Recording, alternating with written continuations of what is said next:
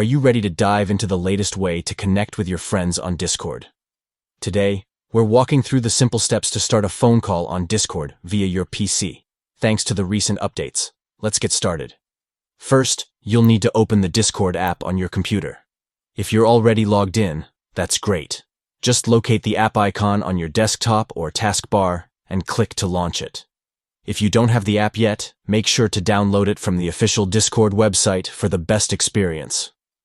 Once you're in the app, take a look at your friends list or any channels you belong to. Find the chat you want to connect with. This could be a direct message with a friend or a group chat. You decide. Just click on the conversation to open it up. Now, here comes the exciting part. At the top of the chat window, you'll see a toolbar with various icons. Look for the phone icon. It's usually right next to the video call icon. Click on that phone icon and voila! You're on your way to starting a call.